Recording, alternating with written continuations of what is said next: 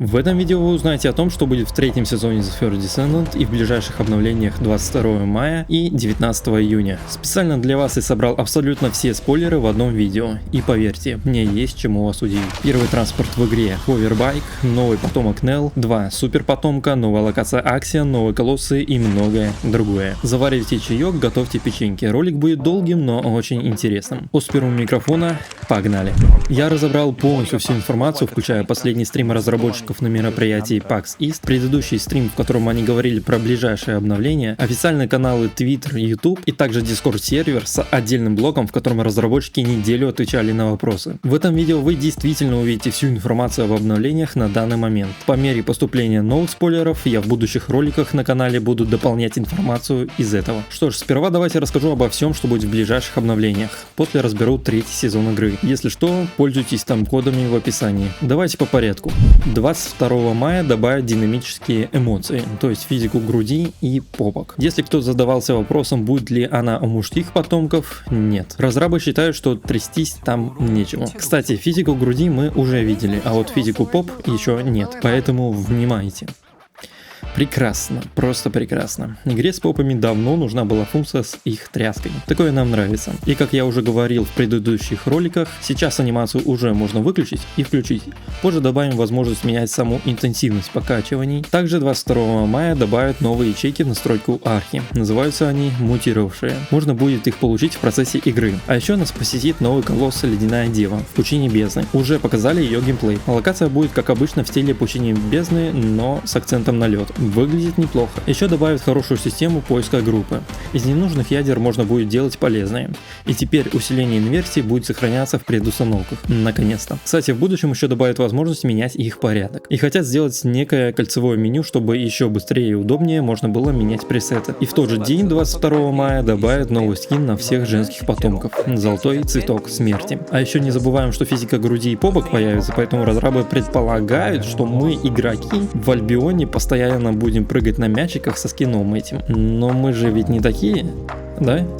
Не? А в обновлении 19 июня разработчики добавят ядра для внешних компонентов и новое долгосрочное событие входа в игру. И до третьего сезона разрабы выпустят патч с балансом потомков. Может показаться, что какой-то скучный месяц нас ждет. И это так. Разработчики аргументируют это тем, что хотят нас удивить кучей нововведений в третьем сезоне. Все силы брошены туда. Теперь расскажу вам о третьем сезоне как можно подробнее. А после уже будем разбирать отдельные интересные темы. Например, о нерфе Тирены, бафе Валби, Луны и так далее. По порядку разберу весь последний стрим разработчиков, который, кстати, я тоже смотрел в прямом эфире на своем твиче. Итак, поехали. Третий сезон выйдет летом. Точной даты релиза пока нет, но исходя из того, что говорил ранее, я уверен, в июне мы его еще не увидим. А вот 2 июля на годовщину запуска игры обновление было бы как нельзя кстати. Но думаю, они не успеют к этой дате, поэтому 2 июля ждем просто какие-нибудь ивенты и подарки. Итак, что добавят? Новую огромную локацию под названием Axion. Она станет главной локацией третьего сезона. Немного сюжета. В Аксионе, где человечество пыталось построить второй аванпост, сейчас пусто. Это связано с нестабильной энергией и штормами. Что-то похожее также говорили и про сектор Сигмы. В этой локации будет множество миссий. Они будут сложнее, но зато принесут больше наград. В Аксионе нас будут ждать новые Валгусы, Легион Разрыва. Их создал главный антагонист игры Карел из Колоссов. Кроме того, по пустыням будут бродить мутанты. Они обладают мощным экзоскелетом и большими когтями. И как говорят разработчики, чтобы справиться с такими жесткими врагами, они создали Hoverbike и решили нам показать, пожалуй, лучшее, что было вообще на всем стриме. Я говорю именно про эту классную анимацию с бани. Итак, базовую версию Hoverbike можно будет получить просто за вход в игру в третьем сезоне. А чтобы получить улучшенную версию, как раз нам понадобится новая локация Axion. Там будем фармить. Hoverbike сможет ускоряться и прыгать. В Axion находятся объекты, которые можно будет разрушить с помощью Hoverbike, а также ящики с припасами, падающие с неба. Еще добавится новая миссия, в которой нужно будет добраться до определенного места на Hoverbike за ограниченное время. Кайф. Кстати, у байка будут разные офигенные скины. Прям так и сказали. Дальше рассказывают о новых рейдах на колоссов. Еще 2 года назад в трейлерах они показывали, как проходят классные битвы с колоссами в различных локациях и с кучей потомков. Наконец, они это реализовали в 3-м сезоне. Рейд — это битва против колосса в Аксионе с 8 игроками, а не с 4, как было раньше. Первый колосс, которого нужно будет побеждать — Крушитель Стен. Мы должны будем кататься на ховербайках и сражаться с ним. Само собой, с него будут падать классные награды. И чтобы вы понимали масштаб, этот колосс будет выше любого другого в 2 раза, а из-за объема он будет казаться еще больше. Когда колосс будет появляться из бреши эрозии бездны, вокруг начнет меняться окружающая среда. Колосс будет наносить огромный урон, но из-за размеров он будет делать это медленно. Теперь представляю вашему вниманию комнату отдыха. Крайне полезную вещь в игре с коллекционированием, чем как раз и является The First Descendant. Комната отдыха или же лаунж — это место, где игроки смогут показывать другим своих потомков и взаимодействовать с ними. Когда мы туда зайдем, игра автоматически переключится на вид от первого лица. Такое мы увидим в игре впервые. В лаунже есть гостиная, спальня и душевая. При заходе в комнату отдыха потомки будут приветствовать нас, глядя прямо в глаза. Мы сможем размещать их в разных местах лаунжа со своими любимыми скинами и позами. А скин, который вы видите на картинке, как раз появится вместе с лаунжем. Также туда можно будет поместить игрушки и разные коллекционные предметы, которые тоже выйдут вместе с лаунжем. Теперь пробежимся по сюжету 3-го сезона. Потомки столкнутся с новой угрозой, которую подготовил Корел. Будут раскрыты в целом причины вторжения Корелла на Ингрис. Кто не знал или забыл, Ингрис — это планета, на которой происходят все события. А также узнаем, что планировал Корел в секторе Сигма. Как мы помним из 2-го эпизода 2-го сезона игры, нам показали кат-сцену, где Корел в секторе Сигма создает колоссов. Поэтому держим это в уме. История 3-го сезона сосредоточится также на Энса и Нелл, у которых будет романтическая линия. И чем она закончится...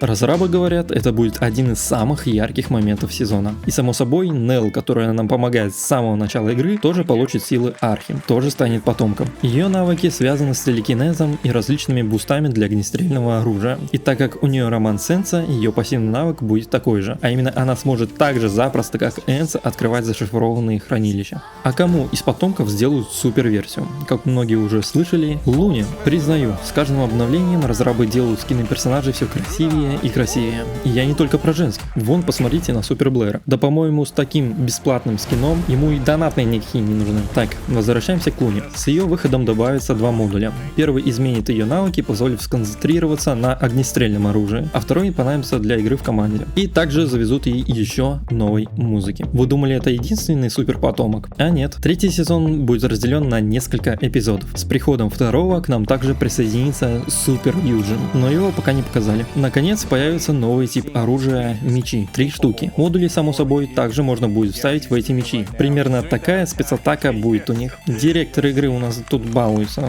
Еще появится новый данж с боссом, который тоже будет использовать меч в качестве оружия. Смею предположить, один из этих мечей как раз будет фармиться в этом данже. Первые 2 меча добавятся в 1-м эпизоде сезона, а световой клинок добавят во 2-м. После этого момента количество зрителей на стриме превысило отметку в 20 тысяч, что нужно было для получения игроками всех призов с трансляции. Если вы еще не зашли в игру до 18 мая 9 часов утра по московскому времени, настоятельно рекомендую это сделать. Подарки дали всем игрокам, и даже очень ценные. Например, донатную ячейку для потомков. Продолжаем. Разработчики говорят, что добавят новые модули для потомков, которые еще больше разнообразят геймплей. Это будут модули именно уже для пассивок. И еще пару маленьких, но очень полезных планов на будущее. Это награды для вернувшихся игроков и возможность торговли внутриигровыми предметами. Больше различных интересных мелочей расскажу в конце ролика. И в игру приходит первая коллаборация, а именно с игрой Nier Automata. Думаю, всем вполне понятно, почему выбрали именно эту игру для коллаба. Вон тут уже Инес в роли А1 красуется.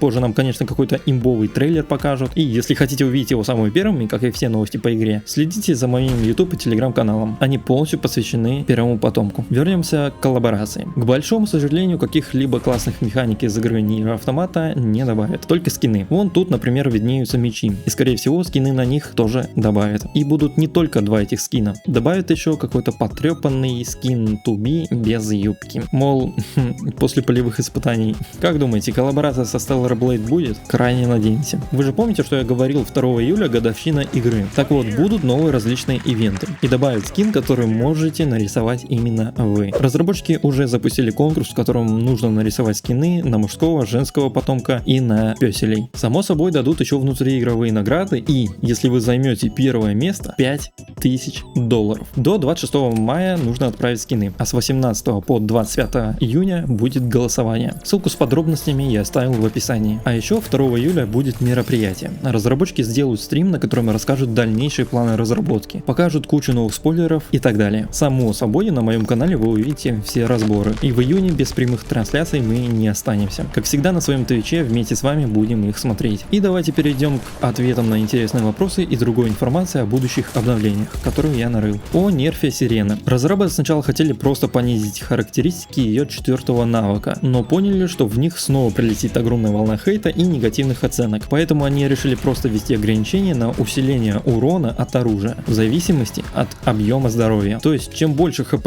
у Сирены, тем больше оружие наносит урона. И они хотят ограничить это усиление, поскольку в будущем есть вероятность, что тоже добавят похожие навыки и модули, которые будут увеличивать урон в зависимости от объема здоровья. И чтобы мы еще меньше об этом переживали, они уже выкатили обновление 15 мая, в котором в Эрозии бездны увеличили урон от навыков, чтобы мы больше ими пользовались. Но пока что самый имбовый билд в игре все еще остается за Сиреной, и по нему я снял ролик, зацените. Также не забываем, что 22 мая в настройках Арчи добавятся мутировавшие ячейки, которые тоже позволят увеличить урон от навыков. До 3-го сезона выкатят, как я уже говорил, обновление с балансом потомков. Многих сделают сильнее, но, например, Юджину и Джейберу будет мало простого увеличения характеристик. Их навыки прям будут дорабатывать до ума, то есть новые механики появятся. Сделают они это с выходом супер версий потомков.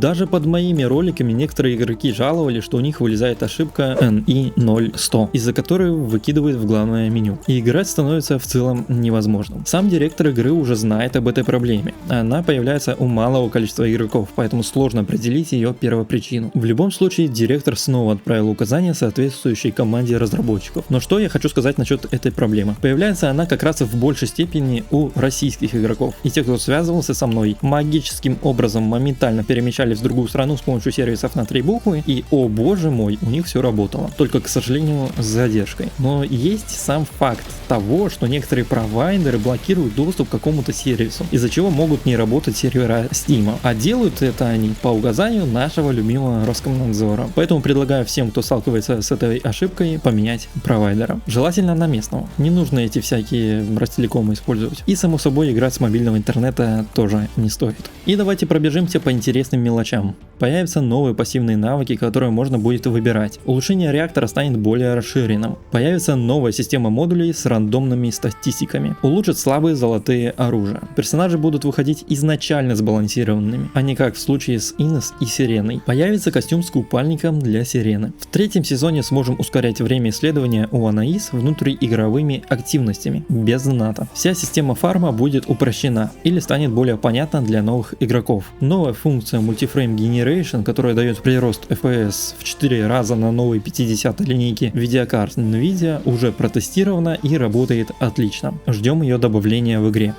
У кого есть такие видеокарты, конечно. Также разработчики рассматривают возможность внедрения функции включения и отключения крыльев Сирены в игре, что я предлагал еще в тот момент, когда они хотели оставить крылья только во время использования навыков. Повторные продажи сезонных скинов пока не запланированы, поэтому я лично рекомендую вам сразу донатить на понравившиеся скины. Только перед этим лучше перейти по ссылке в описании и использовать мой код автора, если хотите поддержать контент, который я делаю. Дальше. Разработчики были расстроены тем, когда увидели, как мы убиваем нового колосса за секунду. Они хотят в будущем это исправить. В Valve появится своя история, связанная даже с трейлером, где она сидит на пляже у моря. Дия, дочь Глей, которая появилась во 2-м эпизоде 2-го сезона, как и ожидалось, станет потомком, но не этим летом. Повысит лимит модулей. Как вы знаете, сейчас он равняется 2000. Само собой, в 3-м сезоне обновится экран входа в игру. И совсем скоро мы узнаем дату выхода 3-го сезона. А если хотите узнать самыми первыми, добро пожаловать на мой канал. Он полностью посвящен игре The First Descendant. Новости, билды и гайды вы все найдете здесь. А в Телеграме я посты выкладываю чаще и быстрее. Так что тоже залетайте. Если ты новичок и у тебя есть вопрос на любую тему, пиши в комментарии. Поможем. На этом все новости кончаются. Как только наберется еще интересная партия, выложу продолжение. А пока побежал дальше для вас стримить на Твиче и делать полезный контент. Увидимся.